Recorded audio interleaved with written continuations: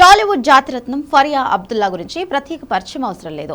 చిట్టి పాత్రతో తెలుగు ప్రేక్షకుల గుండెల్లో చెరకని ముద్ర వేసుకున్న ఈ పొడుగు కాళ్ళ సుందరి తనదైన శైలిలో కెరియర్ ను ప్లాన్ చేసుకుంటుంది. అయితే తాజాగా ఆమె చేసిన కొన్ని వ్యాఖ్యలు ఇప్పుడు సోషల్ మీడియాలో హాట్ టాపిక్ గా మారాయి. ఒక భారీ బ్లాక్ బస్టర్ సినిమాను రిజెక్ట్ చేయడం తన కెరియర్ లోని అతిపెద్ద పొరపాటని ఆమె బహిరంగంగా అంగీకరించారు. మొదటి సినిమా జాతిరత్నాలు అద్భుతమైన విజయం సాధించడంతో ఫరియాకు రాత్రికి రాత్రి స్టార్డమ్ వచ్చేసింది. ఆ సినిమా ఇచ్చిన జోష్ లో వరుస అవకాశాలు తలుపు తట్టాయి. అయితే ఒక నటిగా ఇండస్ట్రీలోకి కొత్తగా అడుగుపెట్టిన సమయంలో కథలను ఎంచుకోవడంలో, పాత్రల ప్రాధాన్యతను గుర్తించడంలో తనకు అప్పట్లో సరైన అవగాహన లేదని ఫరియా పేర్కొంది.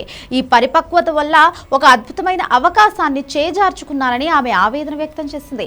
దర్శకుడు ప్రశాంత్ వర్మ, హీరో తేజ సజ్జా కాంబినేషన్ లో వచ్చిన హనుమాన్ ఎంతటి సంచలనం సృష్టించిందో మనందరికీ తెలిసిందే.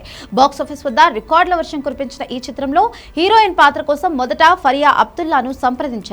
కానీ కొన్ని కారణాల వల్ల ఆమె ఈ ప్రాజెక్ట్ కు నో చెప్పింది. ఆ నిర్ణయం గురించి ఫరియా మాట్లాడుతూ, ప్రశాంత్ వర్మ గారు వచ్చి నాకు కథ చెప్పినప్పుడు నాకు దానిపై పెద్దగా అవగాహన కలగలేదు. పైగా అప్పుడే ఇండస్ట్రీకి రావడంతో పాత్రల వెయిటేజ్ ను అంచనా వేయలేకపోయాను.